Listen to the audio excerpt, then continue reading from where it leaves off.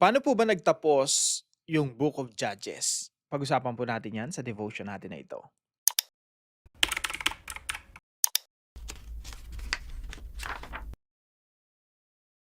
Magandang araw po sa bawat isa sa inyo. Welcome back to our 365 Daily Devotions Bible Characters Edition.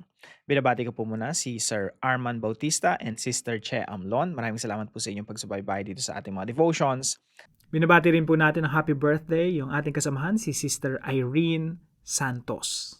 Now, pag-usapan po natin ngayon paano ba nag-end yung Book of Judges. So, neto pong mga nakaraan, no, pinag-usapan natin yung ending. So, tatlong trahedya yan. Una, yung idolatry. Pangalawa, sexual violence. Pangatlo, civil war. Ito po yung devotion natin ngayong araw. Balikan lang po natin yung ating mapa muna, no? So, ito yung mapa ng Google Map, no? Pero dito talaga nangyari yung mga kaganapan sa Biblia. So, pinag-usapan po natin kahapon yung istorya ng Libita. Yung Libita na yon, meron siyang concubine at yung concubine niya po ay pinagsamantalahan, no? Ni-rape ng mga, actually to the point of death, ng mga kalalakihan sa Gibea. Now, yung Gibea po ay sakop ng Benjamin o tribo ng Benjamin. At ito po yung Gibea sa panahon natin ngayon. Ayan po, no? Tinayuan siya ng palasyo ni King Hussein pero hindi natapos yung palasyo niya dahil sa Six-Day War.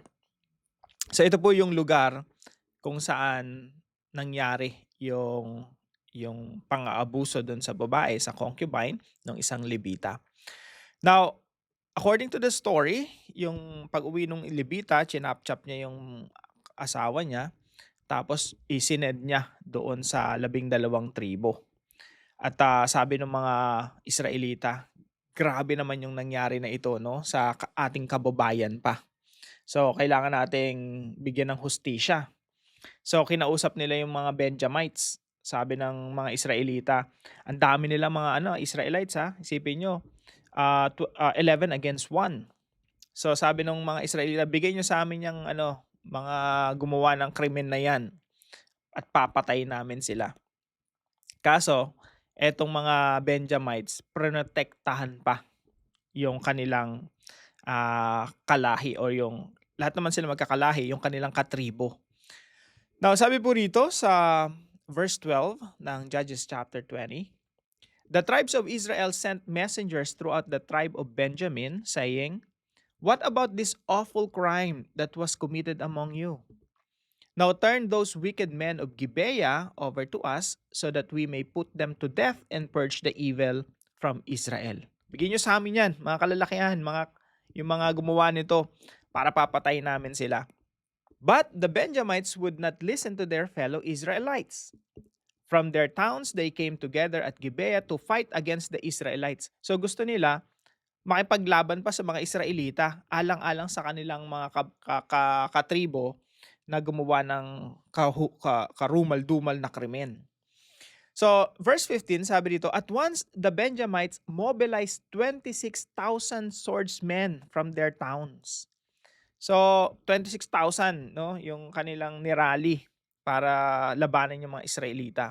In addition to 700 able young men from those living in Gibeah, among all these soldiers, there were 700 select troops, mga elitistang mga sundalo to, who were left-handed, each of whom could sling a stone at a hair and not miss. Ito yung kayang manerador ng, gahibla lang ng buhok at kaya nilang tamaan, no? Ganon ka-elitista yung mga 700 na to.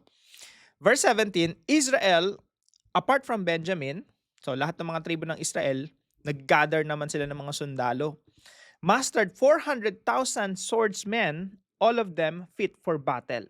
So ayan na, nagsimula na yung civil war. Now, ito po yung mga katuruan natin ngayong araw. Number 1 po, the book of Judges teaches that tolerating sin leads to tragedy. Yung book of Judges po, tinuturuan po tayo na yung isang maliit na kasalanan o malaking kasalanan, as long as tinotolerate mo yan, yan ay mauuwi sa trahedya. Walang iniwan po yan sa mga anak natin. Kapag may gumagawa ng kasalanan, hinahayaan lang natin. Asahan mo, paglaki niyan, yung kasalanan na ginagawa niya, magiging malaking kasalanan at mauuwi ito sa trahedya. Halimbawa po kung yung anak mo hinahayaan mong makipagpustahan ng Caracross diyan or mga gambling, paglaki niyan baka big time sabongero na 'no, big time na sugarol na. So ang isang kasalanan 'pag tino-tolerate natin lalong lumalaki 'yan at mauuwi yan sa trahedya. Now, eto pong mga Benjamites 'no, tinolerate nila yung kasalanan ng kanilang mga katribo. Imbes na ibigay nila, i-surrender nila, marahil mga influential 'yon 'no, I suppose.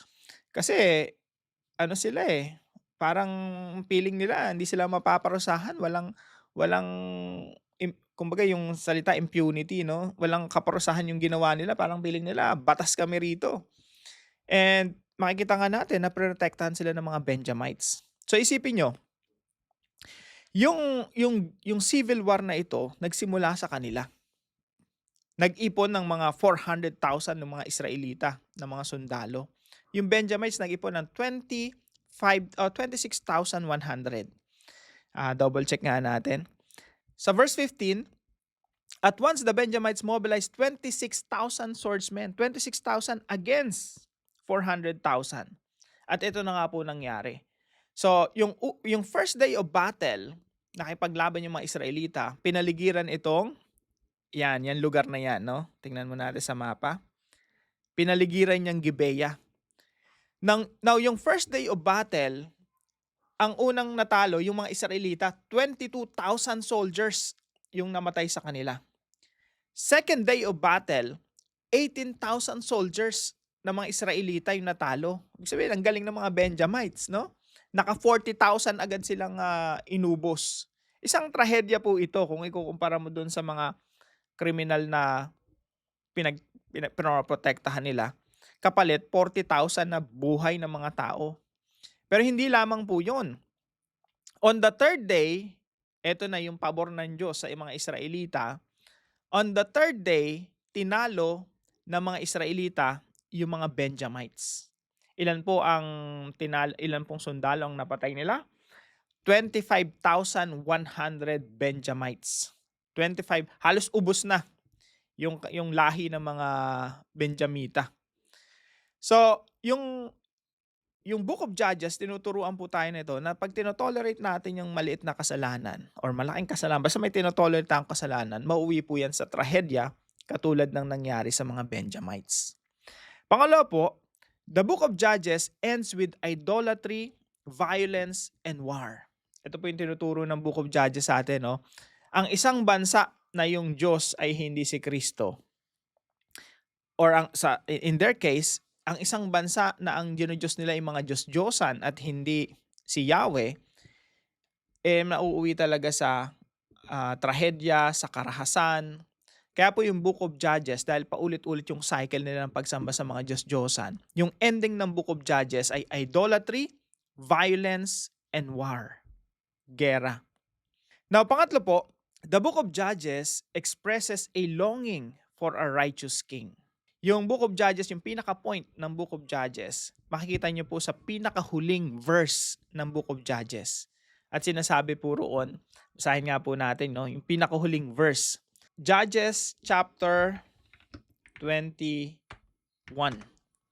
In those days, Israel had no king, everyone did as they saw fit. Lahat ng gusto nilang, yung feeling nila, yun yung tama, yun ang gagawin nila. Kasi wala silang king na nagga-guide sa kanila. So yung Book of Judges, paulit-ulit po tong ganitong yung phrase. In those days, Israel had no king. Everyone did as they saw fit. So lahat ng mga tao, ginagawa nila kung anong tingin nila tama. Kaya nagkakaroon ng kaguluhan, kakaroon ng civil war. At makikita nyo po, mamaya sa dive deeper natin, tingnan natin ang madadaanan natin, no? Nung naubos nila yung mga Benjamites, 600 soldiers na lang ang natira. 600 soldiers. Yung city, yung lahat ng lugar ng mga Benjamita, pinagpapatay nila lahat ng mga nakatira doon. Bata, babae, pati mga hayop, wala silang tinira. Sinunog nila yung mga bahay. At talagang decimated yung mga syudad ng mga Benjamita. Yung sa mga sundalo, siyempre, mga sundalo, puro lalaki yon, 600 lang yung nakatakas. Halos naubos nila. I-wipe out talaga na yung mga Benjamites. Yung 600 na yon nagtakbuhan, nagsitago sa disyerto at sa mga batuhan. At yun po parang, to make the long story short, gusto nilang mabuhay pa yung tribo ng Benjamin. So ang ginawa nila, nangidnap sila ng nangidnap ng mga babae. So isipin niyo yun. They're really doing things as they saw fit. Kung anong maisipan nila na tama, yun ang gagawin nila. At makikita niyo po yan sa pag binasa mo niyo po yung towards the end of the book of Judges. So, they're really, yung writer ng book of Judges, talagang he's really longing for the coming of the righteous king. At ito po ay expectation ng Messiah, ang ating Panginoong Jesucristo. Ang pinaka-point talaga ng book of Judges, we need the righteous king. And God has provided us the righteous king. And his name is Jesus Christ. Kaya po sa application natin mga kapatid, number 1, let's look back and see that the righteous king has come. Dumating na ang ating Panginoong Jesucristo. He is the King of Kings, He is the Lord of Lords, at siya po ang magsasaayos ng kalagayan ng mundo. Kaya sabi niya sa kanyang mga alagad, disciple the nations, conquer them. Sakupin niyo yung buong mundo, disipulihin niyo lahat ng mga bansa at turuan niyo silang sumunod sa lahat ng ipinag-uutos ko. So yan po ang kaparaanan ng ating Panginoon Jesucristo para isaayos itong mundong ito. And point number 2, understand that King Jesus is now restoring this broken world. Ang ating Panginoon Jesucristo ay dumating po para i-restore, isaayos yung broken na mundo na ito. At makikita po natin mga kapatid, yung sitwasyon ng Book of Judges, kung ikukumpara mo natin sa sitwasyon natin ngayon, sobrang gumanda na yung mundo. Bakit? God is at work. God is advancing the kingdom. God is advancing the gospel. At habang lumalaganap ang ebanghelyo, magkakaroon ng kaayusan dito sa mundo. Habang nandyan yung Great Commission, disciple the nations, habang sinasamahan tayo ng ating Panginoon Jesucristo, sabi niya, I will be with you always to the very end of the age. Isang kasiguraduhan na magtatagumpay ang pagdidisipulo sa lahat ng mga bansa. Sabi ni Jesus, sasamahan ko kayo araw-araw. Hanggat may Great Commission, hanggat may ebanghelyo, ay yung mundo natin, masasabi natin kumikilos ang Diyos dito at ito ay mauuwi sa kapayapaan at sa kaayusan hanggang sa muling pagbabalik ng ating Panginoong Jesucristo. Point number 3, be the change that King Jesus aims to bring into the world. Ikaw ang maging pagbabago na ninanais ng Diyos dito sa mundo. Kasi tayo tinawag ng ating Panginoon, tayo mga Kristiyano, at tayo po ay tinawag ng Diyos na ipamuhay ang buhay ng ating Panginoong Jesucristo. Ikaw yung salt and light of this world. Ikaw yung ilaw at asin na gagamitin ng Diyos para maimpluwensyahan itong mundo na ito. Huwag nating sabihin na yung mundo walang pag-asa, hopeless and helpless. Huwag nating sabihin na yung mundo natin ay pabulok ng pabulok and we cannot do anything about it. Kasi never ever lalabas yan sa bibig ng ating Panginoong Jesucristo. In fact, sabi ng ating Panginoong Jesucristo, disciple the nations. You are the salt and light of the world. The kingdom of heaven is like a yeast na inihalo sa arena and na-impluwensyahan yung buong arena. The kingdom of heaven is like the mustard seed. Maliit, pero later on siya yung magiging pinakamalaki sa lahat. Yung kingdom ng Panginoon, mga kapatid, sasakupin ang mga kaharian ng mga tao. Yan po yung sigaw sa Book of Revelation. Now the kingdom of this world has become the kingdom of God and His Messiah, and He will reign on earth forever and ever. Amen. Yan po yung mensahe ng Book of Revelation. Now, para po sa ating discussion, why is it important to know what Jesus is doing now in order to understand the purpose of our lives? At para po sa ating dive deeper, pag-usapan po natin, what is the theological message of the Book of Judges? Why did the author strategically end the Book of Judges with idolatry, sexual violence, and civil war? At bakit po paulit-ulit na sinasabi rong in those days, Israel had no king? Tayo po'y manalangin. Lord our God, as we reflect on the Book of Judges, we see how tolerating sin leads to tragedy, and how a people without your righteous rule fall into idolatry, violence, and war. We thank you that the righteous King has now come in Jesus Christ. Help us to look back to his saving work and trust that even now he is restoring this broken world.